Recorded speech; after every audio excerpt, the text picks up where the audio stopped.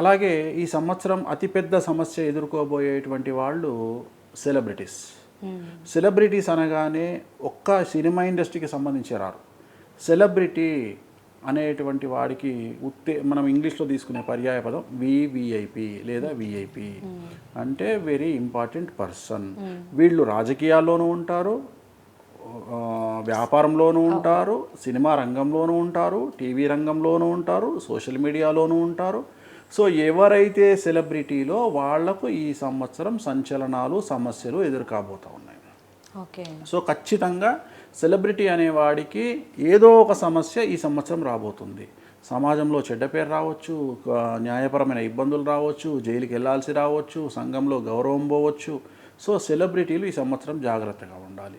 అలాగే రాజకీయ నాయకులు ఈ సంవత్సరం ఏ పార్టీ మారకుండా ఒకే పార్టీలో ఉంటే మంచిది, లేదా ఆ పార్టీ మారడం వల్ల వాళ్లకు న్యాయపరమైన చిక్కులు ఈ సంవత్సరం ఎదుర్కొనేటువంటి అవకాశం ఉంది. అందుకని రాజకీయ నాయకులకు నేను ఇచ్చే సలహా ఏమిటంటే ఈ సంవత్సరం ఉన్న పార్టీలోనే ఉండండి, ఒక సంవత్సర కాలం పాటు వెయిట్ చేయండి, చాలా మార్పులు వస్తాయి రాజకీయ పరంగా. అలాగే మీరు మారడం వల్ల మీకు న్యాయపరమైన ఇబ్బందులు వస్తాయి, అందుకని మీరు అదే పార్టీలో ఉండడానికి ప్రయత్నించండి. అలాగే తెలుగు చిత్ర పరిశ్రమ అంటే ఇది మీనరాశికి సంబంధించి, తెలుగు రాజకీయాలు అనేటువంటిది తులారాశికి సంబంధించి.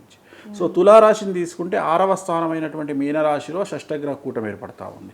మీనరాశిని తీసుకుంటే మీనరాశిలోనే షష్టగ్రహ కూటమి ఏర్పడతా ఉంది. కాబట్టి మేషరాశి, తులారాశి, మీనరాశి, సింహరాశి, ధనుస్సు రాశికి సంబంధించినటువంటి ముఖ్యులు ఎవరైతే రాజకీయ నాయకులు కానీ లేదా సినిమా స్టార్స్ ఉన్నారో వాళ్ళ జీవితంలో పెను సంచలనాలు జరగబోతూ ఉన్నాయి. తెలుగు చిత్ర పరిశ్రమకు సంబంధించి ఒక అతిపెద్ద సంచలనాత్మకమైనటువంటి సంఘటన భారతదేశాన్ని కలవరపరిచే అవకాశం ఉంది సినిమా ఇండస్ట్రీకి సంబంధించి.